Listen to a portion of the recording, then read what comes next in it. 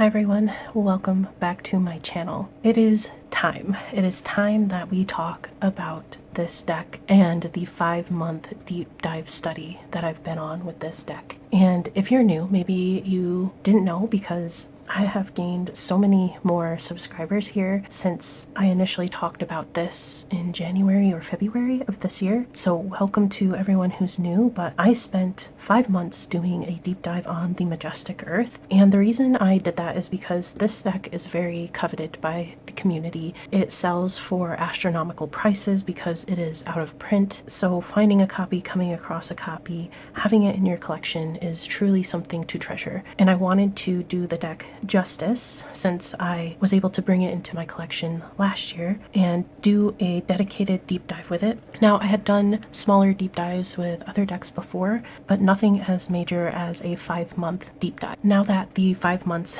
is up, I wanted to get into a wrap-up style video and share all of the things that I learned and went through, what worked, what didn't work, etc. So this might be a longer video, so I'm gonna just get right into it.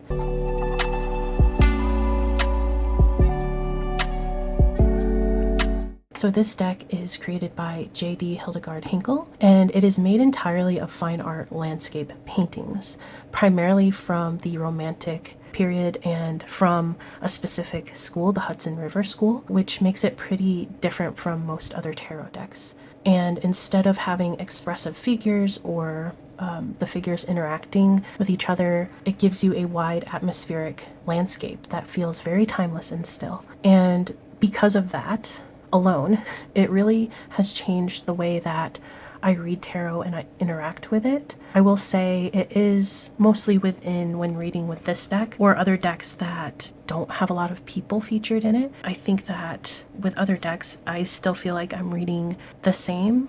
At the same time, I learned so much. So another point I kind of wanted to make before really jumping in is this really taught me about the intersection of art and symbolism. Now, I love tarot and oracle decks, and I collect them because each of them is like an art gallery and an art piece, masterpiece within themselves. You have 78 cards, in a tarot deck of artwork, and with oracle decks it's however many cards, and each card is a piece of artwork, and I love looking through them. They each give different vibes and stuff. So I am not a stranger to art and tarot symbolism or art and symbolism, but the way the Majestic Earth kind of puts it together, and I don't know, it's just so different from the rest. Okay, so let's hop right into what I learned. One of the biggest takeaways from my time with this deck was how much more I saw by slowing down, not just within the cards, but within the actual art. And let me showcase some cards here while I talk. So the lack of people, or the fact that the people are so small scale within the art, really reminded me that tarot is not always about getting answers. It's about creating space to see things differently. The cards really helped me to see that they are mirrors and landscapes, literally or symbolically, more so than they are solutions. And I noticed that if you are going to use this deck for answers, you're more often than not going to get them in the way that you might with other decks. Because of the expansiveness of this art, it gives you a little bit of answers, but it also opens up your perspective for more questions and more to think about than when you initially came to the tarot here, this deck, with your original question. Oh, I love this Four of Stone. It says so much. Sometimes clinging on can cause a breakdown. The people that used to live in the city are long gone, and without that symbiotic relationship between the people caring for the structures that they've built, upkeeping the land here, it crumbles and nature takes its way back over. And clinging on to old things, to things that don't serve us anymore, kind of leave us stagnant and a little, I don't want to say broken, but crumbling. And you can kind of see maybe, but almost looks like there's something new being built back here. And you can't move on to that unless your give and take is a little bit more balanced. So that was really the major overarching lesson of this deck, is things are so much more expansive, and slowing down to notice the small details. I literally had to get out my magnifying glass sometimes just to really zoom in on all of the details. And that caused me to sit with the the cards more, not just in my research study time that I set aside, but also toward the end I did like a practical integration where I was using the deck, because it's one thing to study it, to spend time with the deck, getting to know it and its artwork and looking up the art history about all of the pieces, and it's another to put it into practice. And that's really important to me in general within my personal practice, is the actual doing, the act of. That's why I include journaling prompts a lot and mantras and just activities to take away with my studies of tarot in general, but also here within the Majestic Earth. By far, my favorite part of the study was looking up each painting. And the guidebook here, it actually, I would say, for such a detailed deck art, the guidebook's pretty minimal. You get a little paragraph, associations here, zodiacal and then elemental, some keywords, and then you get the information here about the painting name, the year, the artist, and the years the artist was alive, and where it is located. And so this was really the most awesome part of my studies, because I would write this down and then I would look it up, and what was uncovered is truly the creator of this deck is pretty much a genius in my opinion. Like, you can find stories about the ruins of Fort Putnam for the Seven of Stone, which is ironically this one right here, which, holy cow, isn't that crazy? But yeah, you can look up the art history of this and read a little bit about Thomas Cole and his background and how he got to where he is and how he ended up painting this, and you know, his life and just the history of why it was created and what it's depicting. Then you can sit with that.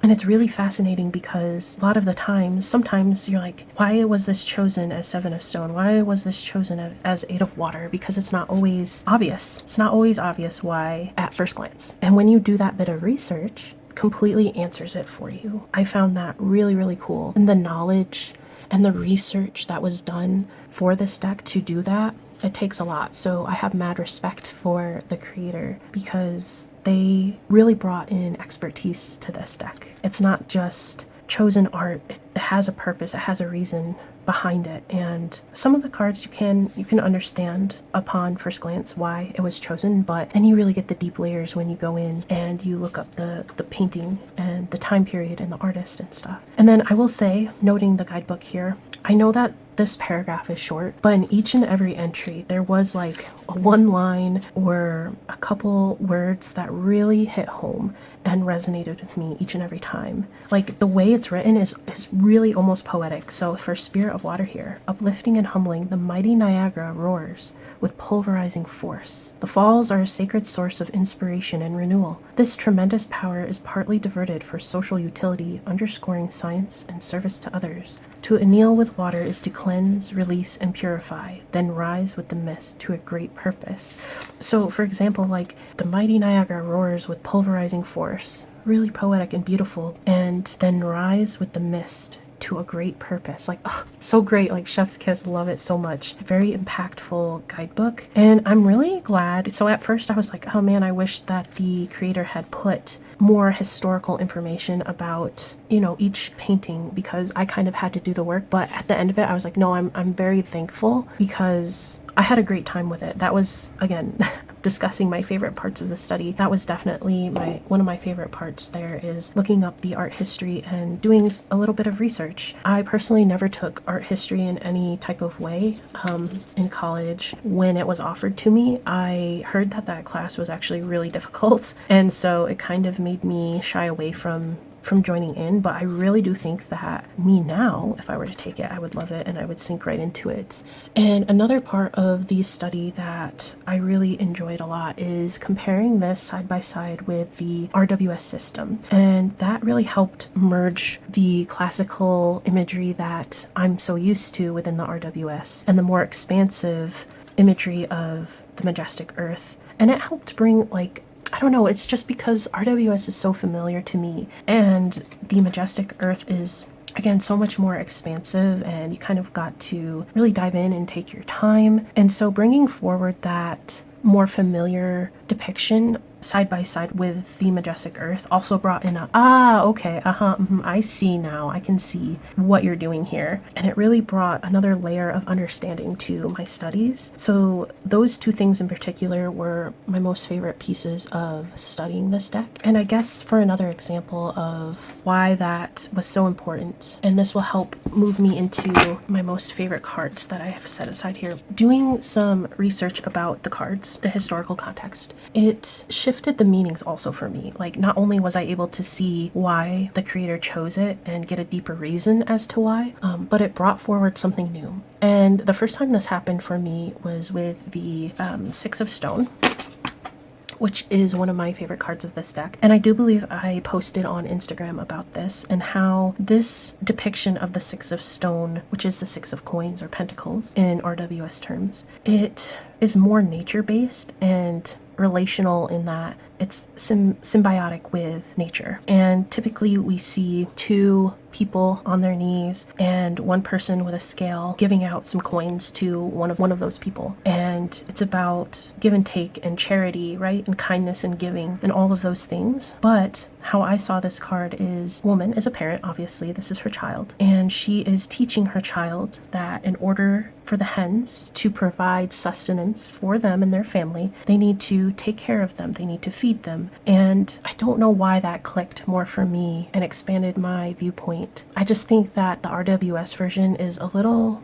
limiting in some ways. And this is the point of why many of us collect all these different decks, is because we get different perspectives on the cards that we know and love. So, and in turn, this family takes care of this land, they take care of their house, but you can see like just the nature all around them. They are with nature, not against it. And instead of, I don't know, this card just felt more like an abundant offering from the earth itself and the people here. And it reminded me that the earth is always available if you're willing to notice it, if you're willing to take care of it, if you're willing to have that type of relationship with the earth. It will pay you back more times over with kindness and giving and anything that you need, the earth provides. So it was just a beautiful reminder and a different lens to take. And so again, that definitely is why the Six of Stone is in this little pile of my favorite cards. So moving on to the next favorite card that I have here, the Five of Clouds, which is the Five of Swords.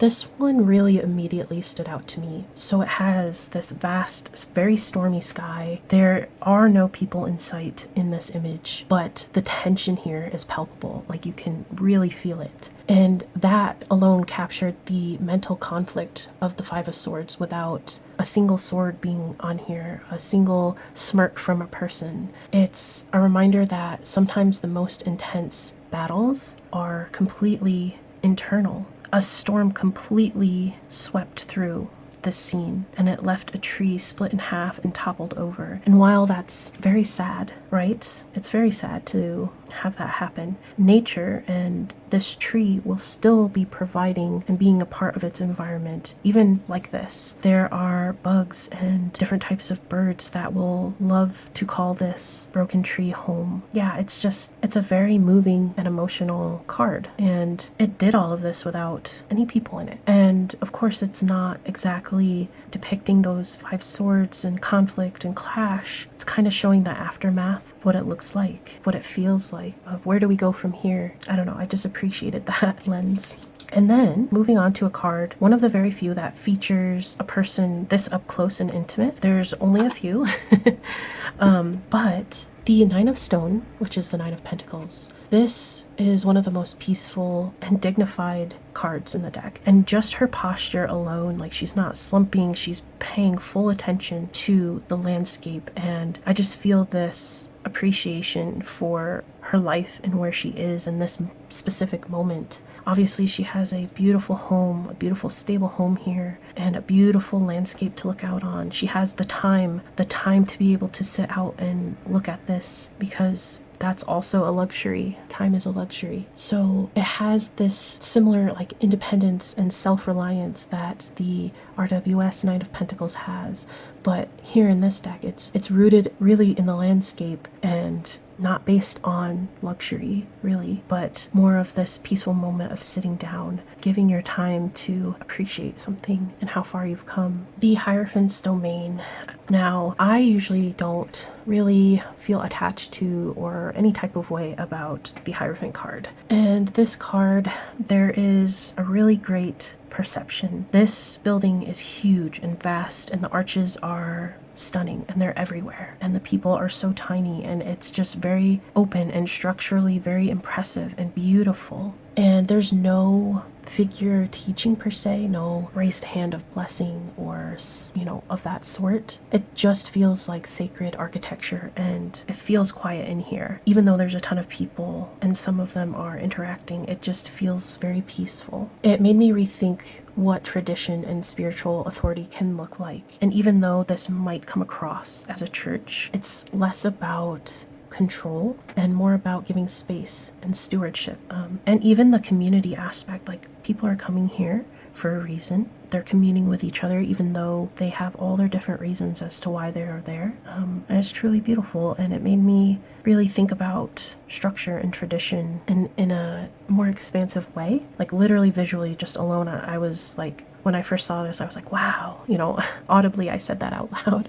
It's just an impressive card. And then finally, of my favorite card stack here, the last one, the Two of Stone, which is the Two of Pentacles. Now, let's see, it doesn't surprise me that I still have more Earth or Pentacle favorites, because that is my favorite suit usually in every single deck. I adore it so much, but this became a really quiet type of favorite. So balance in this card isn't about juggling or literally juggling and being topsy-turvy and harsh seas in the background, but it's about being attuned with natural rhythms, and a reminder that sometimes the best way to find equilibrium and balance is to stop forcing it. And this bridge, I don't know, it's just a lovely way to depict the Two of Stone. Without this bridge, people wouldn't be able to get from one side to the other very easily. It took a lot of planning to do this. I just think it's an ingenious choice for this card.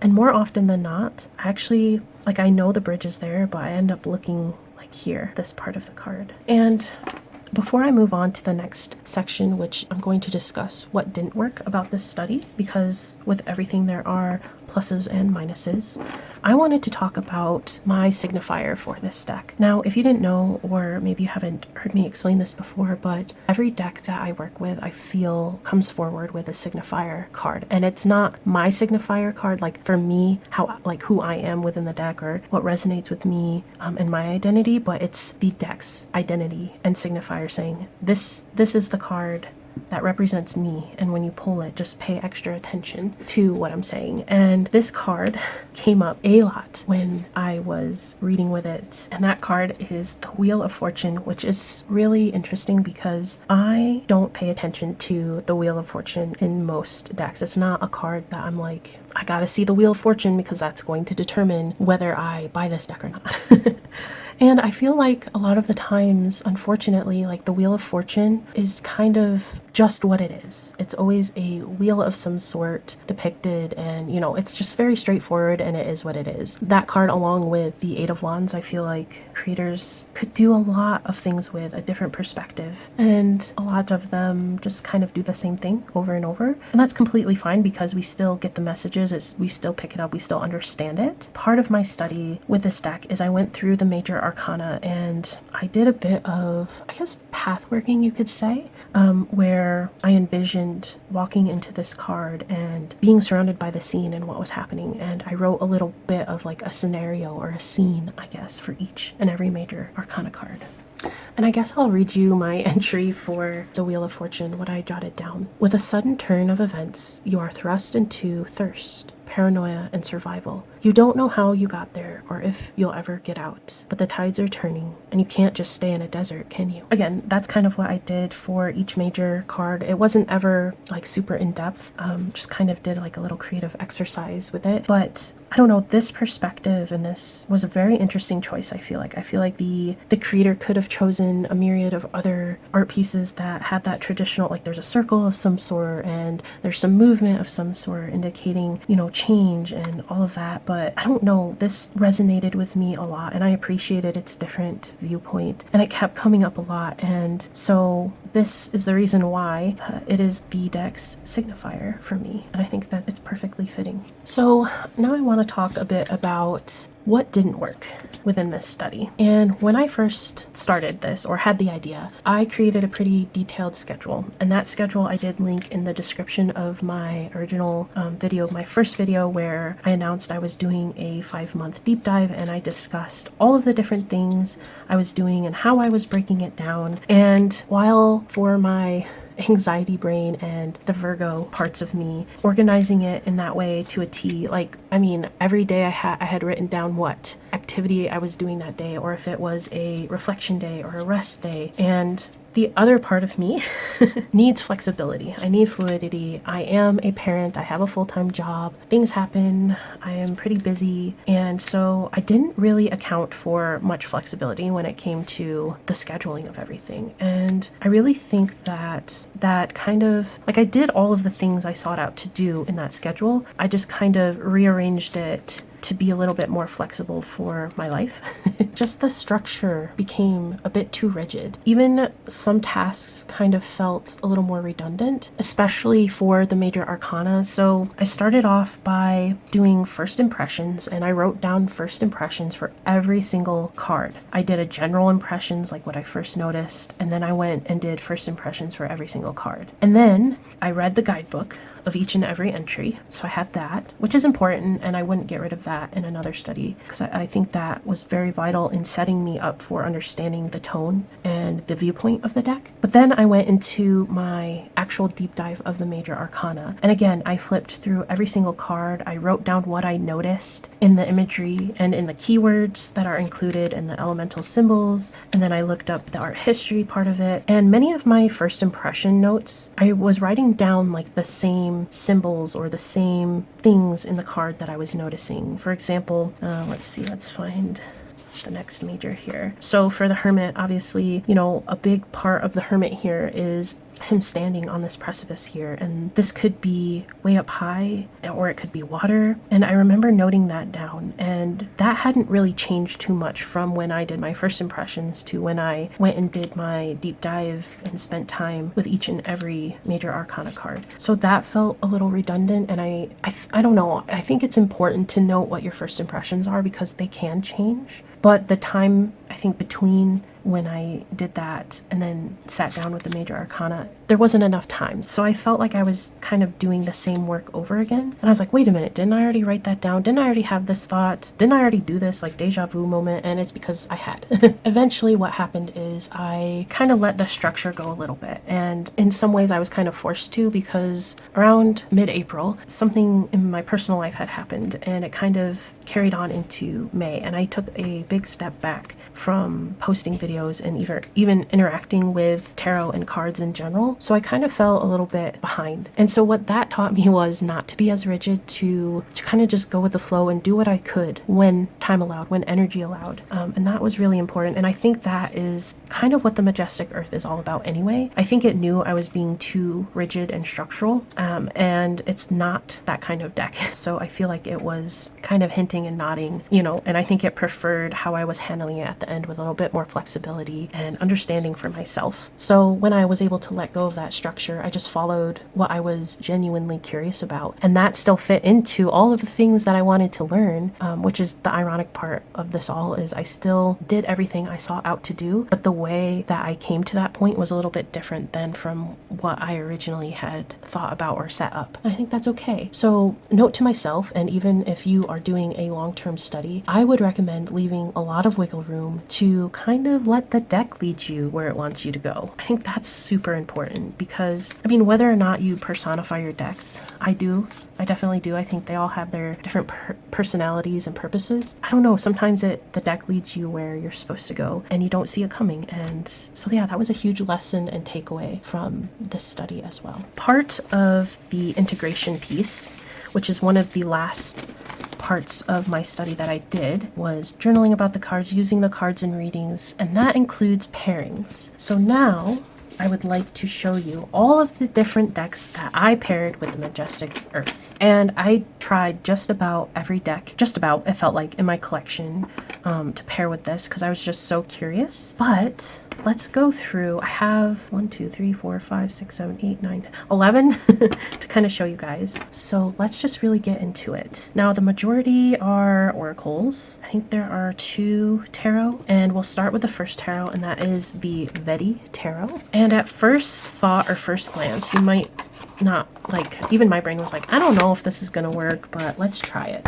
The Vedi tarot is more zoomed in with its artwork, and I think that makes it a great complementary deck to the landscapes of the Majestic Earth. I honestly think that there's some good color story going on here. I would say that the Vedi tarot is sort of like a limited color palette type of deck. Each suit has its own color story. So there's maybe 5 main colors, 5 or 6. And I don't know, I just felt like it had something to say together. I mean, I love this combination of these 2 cards, the 4 of Wands and the 8 of Trees. I mean, this is so beautiful. So I think it was a really great pairing. The next pairing is with the Earth Magic Oracle cards. There's going to be a little bit of glare from the glossy cardstock. I don't know how you guys do it. Like, you get them so perfectly arranged. Anyway, so this pair works well because they are both very nature focused. They tend to mirror each other's themes very, very well, I think. The Earth Magic definitely has, as you can see, a more simplistic art style than the Majestic Earth. But to be honest, and the ironic part is it has a more robust guidebook. So where the Majestic Earth is a little bit more minimal, the Earth Magic goes into detail quite well. And so I found that to be a really nice complementary pair as well. Visually, I think that they're great together. And the Majestic Earth guidebook would give like a really good one-liner that resonated, and then the Earth Magic would kind of go in depth about it. And I thought that was a fantastic like mesh. So I wasn't too sure about this one, but I thought birds, they're very nature-based, so why not? Let's give it a try. And I think despite the very different art styles, because let's be honest, I don't think there is truly a deck out there like Majestic Earth. I know there's the Mindscapes Tarot, which has recently gone mass market, which is fabulous. But yeah, despite the differences of the art style, I think that the messages really complemented each other really well. Animal Allies kind of broke up the intensity of the zoomed in and going in and like really looking at each and every detail of Majestic Earth. So I thought visually that really played well together really nicely. I liked it. I liked the pairing. The next pair, Mystical Shaman. Always trying to bring this back into the center because it is where it all started. I love these 2 together. I think they are great. I think the color stories really go well together. There's a vibe, there's a mood, like lightning and Rider of Clouds. Beautiful. It's very aesthetically well matched. Mystical Shaman is, of course, steeped in shamanism, which has a lot of history to it as well, a lot of ancient history. And so both of them have that in common. They have history in common.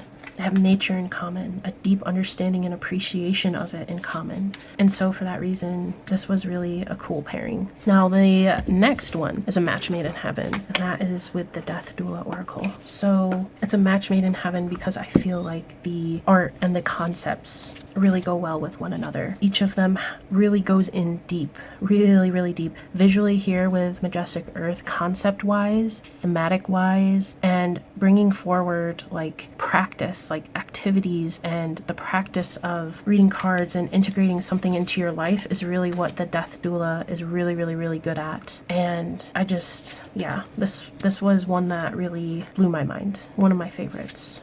I really want to show so many more cards with each deck, but I just have so many I have to get through. Okay, the next one is the Codex Divination, the Oracle of Da Vinci. I recently mentioned this, and I know I'm still seeking a good pair for it, but I wanted to try with the Majestic Earth here. And I think it has to do with, you know, there's that Da Vinci tie-in, there's that classical nod, but this one has like a little bit of edge to it, whereas Majestic Earth is just like old reliable in a way. This is the youngest. This is the oldest child in a family. I don't know, that's kind of how I could really describe it to a T. But again, I think this has a lot of like art history to it, of course, you know, like I mentioned Da Vinci, and that's why I think these had a connection. Let me go ahead and shuffle Majestic Earth back up, and we'll continue on with the rest of the pairs here. I still have 1, 2, 3, 4, 5 left. Are all of you screaming because I'm riffling Majestic Earth? Are you like, no, don't do that? 6 of Clouds, all right. I don't know, I always have to do that. If I'm not shuffling the deck for like a reading purpose and one pops out, I always have to take a glance. All right, so the next pair I have here is the Bloodlands Oracle. I thought this was a really fantastic pair, and that's because both of them are nature-based and steeped in landscape, definitely with different viewpoints. So Bloodlands is specifically all in black and white, but I think that really, I don't know, it played well with Majestic Earth because it's in full color, and this helped bring a further stillness. So they both have that, hey, take a moment, sit with me, contemplate, journal, let's have a session. That's what this pairing really was. And I think that energy between the two is really great. It really serves well.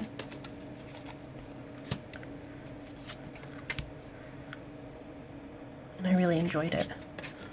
The next one is the only other tarot, and that is Serpent and the Peacock. And the reason I wanted to pair these together is because of their art history-ness. So if you didn't know, Serpent and Peacock has medieval art. I just had to try it. Not exactly my favorite pairing, but I appreciated the link between, you know, the art and the history. Obviously the medieval art, you know, has been around a lot longer than the artwork of Majestic Earth. And I recently featured it in a tag video, which I will link up above, but this is kind of humorous in a way. This deck is. It's like dark humor.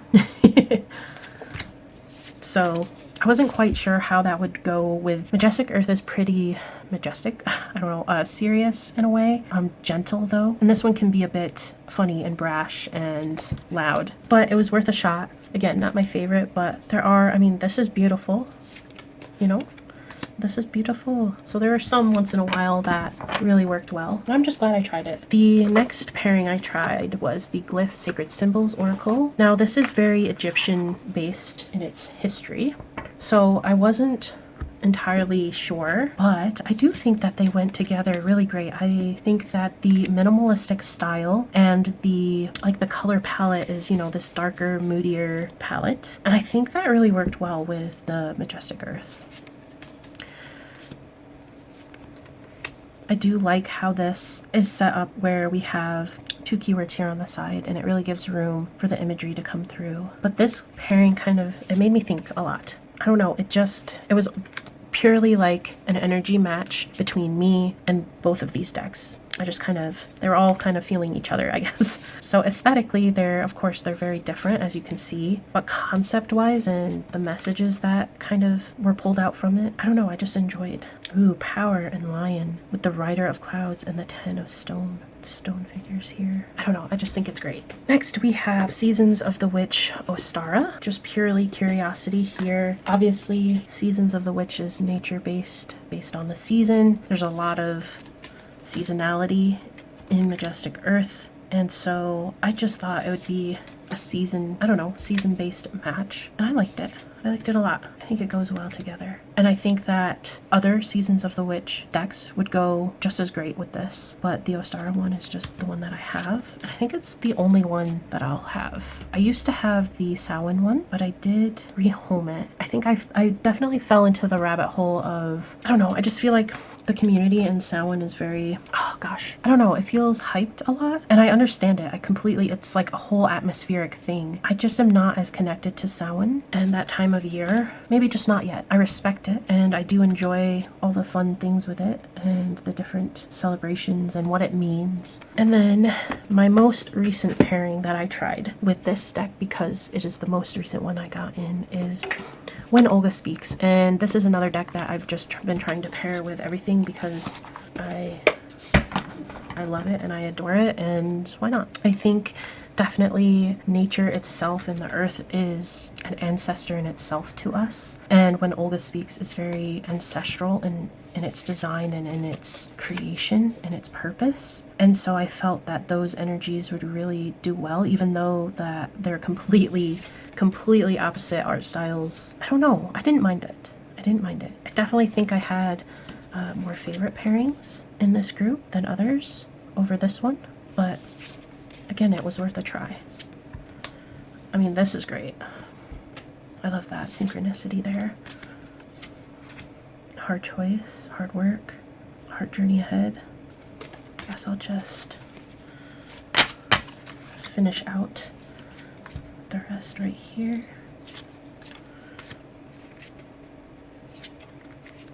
Ooh, that's beautiful. Okay, so I am at over an hour of filming. I'm not quite sure how long this will end up being through editing. Definitely the longest video I've ever filmed. However, there are 2 more sections, 2 small ones that I want to go over with you guys. So what's next for me and the Majestic Earth? What's going to happen?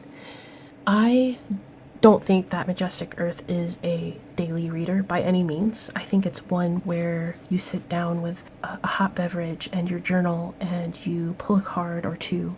At most, I would choose 3 with this. I do say that smaller spreads are better just because there is so much to look at. There's so much to see and think about.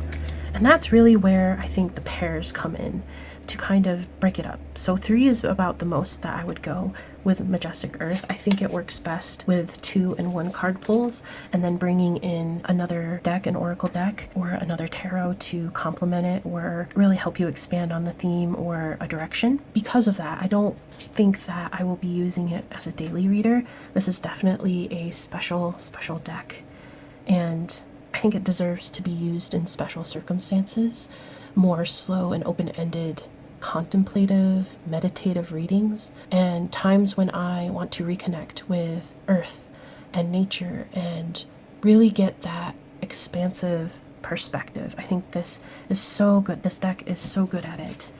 And I mean, it's so well loved and cherished in the community for a reason, other than it is hard to come by a decent copy that isn't astronomical prices, which completely breaks my heart when that happens, but it kind of is what it is. I know that with such an intense deep study, I don't know the right words, but fatigue and not burnout, but just fatigue of the artwork, of spending so much deep work and time with it, has warranted some space with this deck.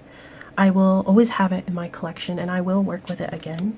I just think I went through a very intense deep study with it, and you know, just be taking a little break from it. But again, when I feel that I need to have a deep session, I will definitely be bringing this deck out. Which moves me to the last part of this video, which is my final thoughts. So this was not just a deck study as I kind of first started out with it, right?